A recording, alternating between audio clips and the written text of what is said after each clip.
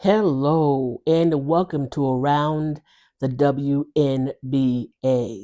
Tonight, I watched the Valkyries play against the Seattle Storm, and it was definitely a good game. Why was it a good game? You had two teams who are known to be teams who run the floor. They are teams who are able to play at a fast pace pretty much throughout the whole game. So it was a battle for sure. What I like about the Storm, I'll start with them, is that you have Malanga, who is a draft pick, and she is tall and she's got a serious wingspan, and she's only 19, and she can, she can dunk, and she is such a wonderful player. Okay. Then you have Diggins, who is like a speedster on the court, and she can get buckets in the paint, loves going in the paint. Then you have other players on that team, like Williams, Gabby Williams, who is an exceptional player. Get her going, and she will go off. She'll steal balls, she'll block, she'll do whatever she needs to do to get the bucket. And then also we have people like NECA, who's unbelievable and can get buckets. That's just to name a few. And then on the Golden State Valkyrie, you have people like Burton, who's definitely a certified bucket. You have people like Hayes, Tiffany Hayes. You have people like Kate Martin.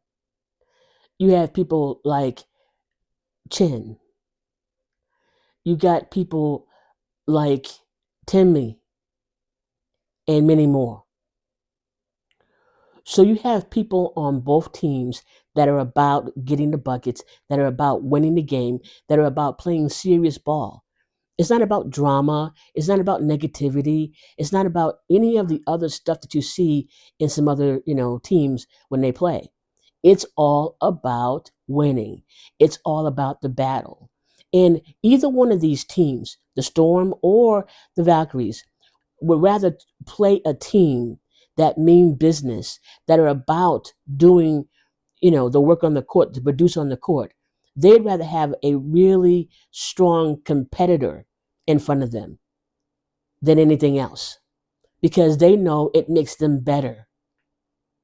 It allows them to grow and to go up at levels in their expertise, in their skill. And this is why I like both of these teams when they lock heads and when they're matched up together. This is the second time they've been matched up where the Valkyries have won. And let me tell you, this game was not, it was no dull moments from start to finish. There was not a dull moment at all. You have the Valkyries in the first, just say the first half. They went off with their defense, and the Storm couldn't answer their defense. They tried, but their defense was tough, and their offense was tough as well. They were getting buckets. Okay, they were creating ways to get buckets. They were fast downhill. They had transitional points. They meant business. And don't, skimp on the Storm. The Storm also meant business, and they tried as best as they could. But just this time, as well as the last time, the Valkyries were that much more ready about the battle and wanting to get it done. And so, it was a joy to watch this game because of that. And you can see when these people are playing the game, when these two teams are playing the game, that there is respect on both sides. When there's respect for people that you're playing against, That's a whole nother level of basketball, right? That's a whole nother level of basketball when you respect your opponent, because you know that opponent can score at any given minute. You know that that person can, you know, get a 3-pointer or get into the paint and get the bucket. You know that. And one thing about respecting your competition is that it shows what kind of character that you have as a team, as a player of a team. And both the Valkyrie and the Storm tonight showed that kind of character, that kind of respect. You know, it was probably in the beginning of the third where Kayla Thornton went down because she, um, hit up against a screen. And we hope that your teammates would tell you when someone's going to do a screen so that you can avoid the impact. But she didn't avoid the impact, and so she went out of the game at the beginning of the third. And basically, she had hurt her back or something. But that was unfortunate because she's definitely a scorer. She's definitely someone who runs the court and who can be a playmaker for sure. So we hope that she's doing well and that she's not injured and that she is able to play ball at the next game. One of the things I noticed too in this game was the referees let them go a lot without blowing the whistle. There are a couple times there when even the announcers or even myself, I was like, well, that's a foul, but it never got called. And the only good thing about that is this: it happened for both teams. It wasn't a one-sided affair. So the referees were fair across the board. So whatever they let go with one team, they let go with the other. So that's a positive. Maybe they're getting better, the referees. Okay. So let's go over some of the scoring. In the first quarter, Seattle had 14, Golden State had 23. So Golden State is already pushing. They're already wanting to win, and it's evident by their score. Okay. Second quarter, 13 Seattle, 11 Golden State. Third quarter, 17 Seattle, and check this out, 31 Golden State. In the third quarter, Golden State let loose. The Valkyries let loose. And they were making buckets, they were getting 3-pointers, and they were doing the job. They were producing. And they just kept it going. They kept the pace. They had space. It was beautiful to see. And in the fourth quarter, 13 Seattle and Golden State had 19. So they kept up the push.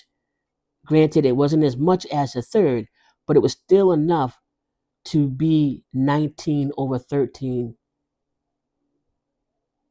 Golden State. The score ended up being 57-84. The Valkyries win. Now, on the Storm, we had NECA, who had only 8 points, so they held NECA. Okay. Gabby had 2 points. They held Gabby. Usually Gabby's a scorer. Ezzy had 2 points. Another one who's usually a scorer.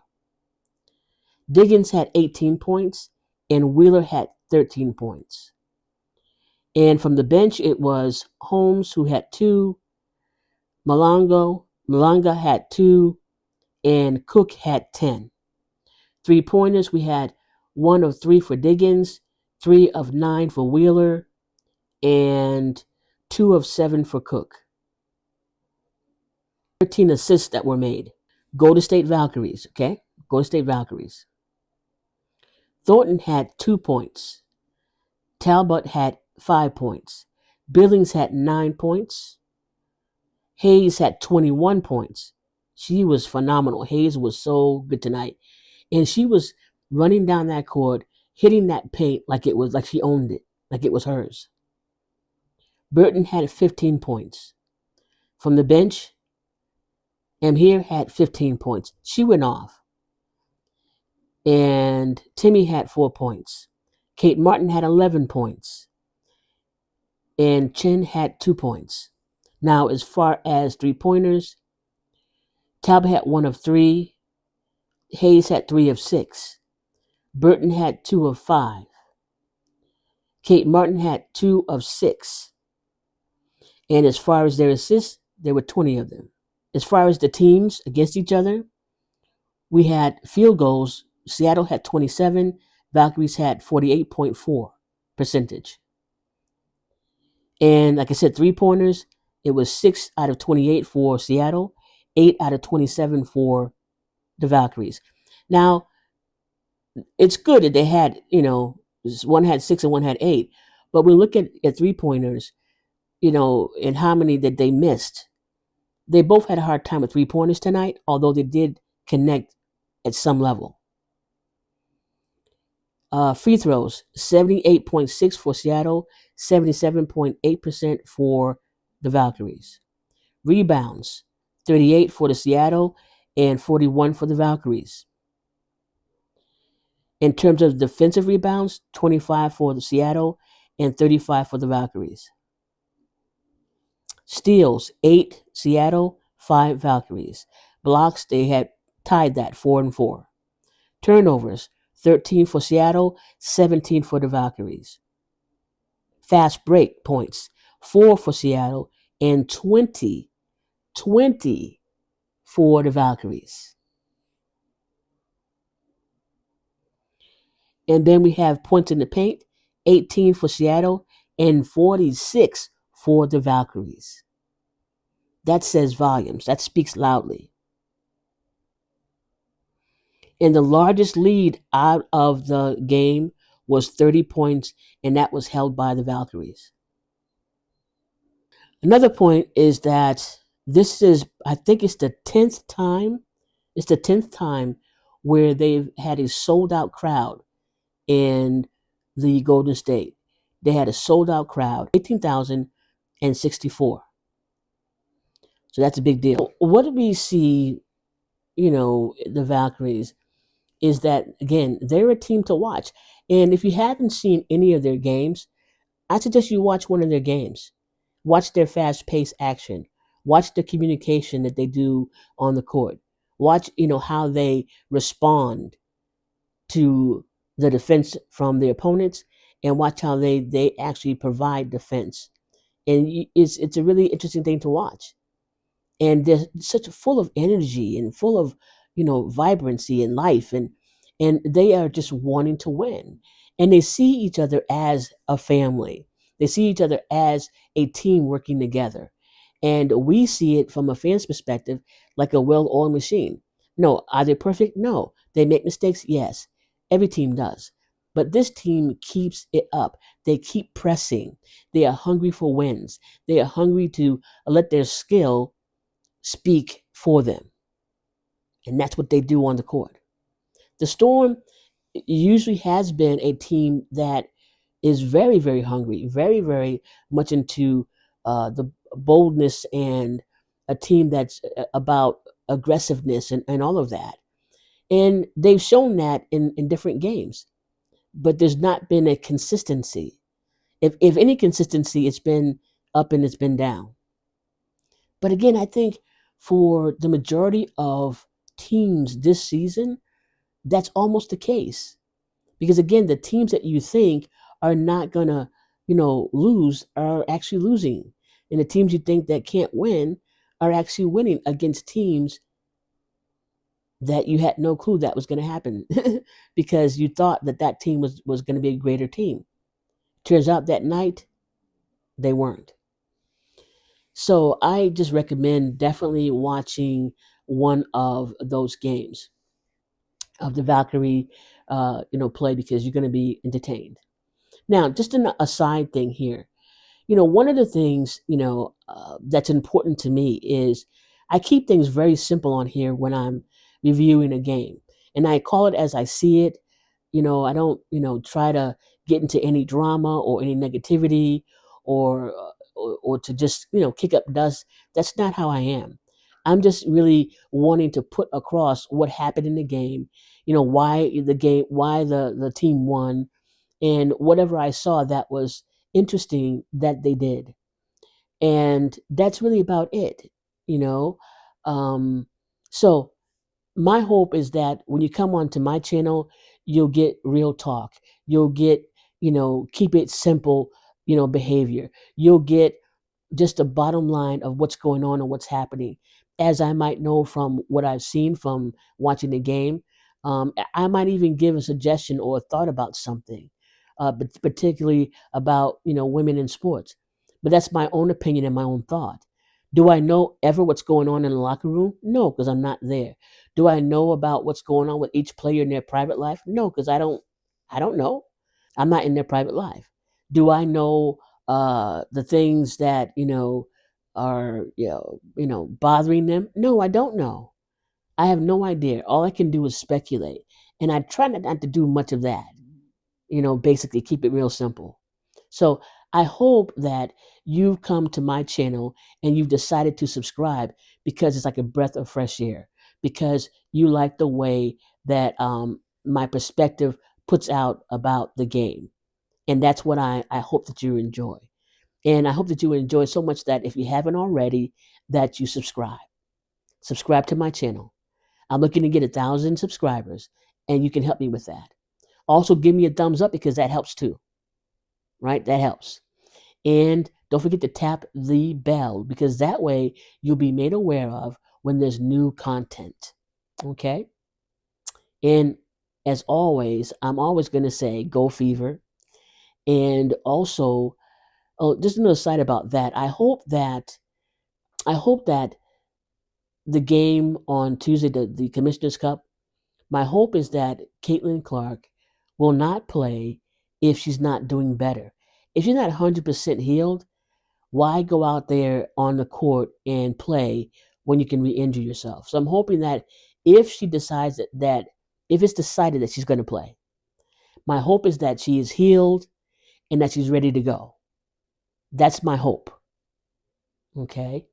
Because I would hate to see her re-injure herself or something like that, because she's trying to play and she's still hurt. So let's hope for the best for her.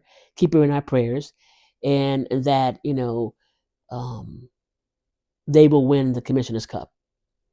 So that being said, thank you for tuning in to my channel.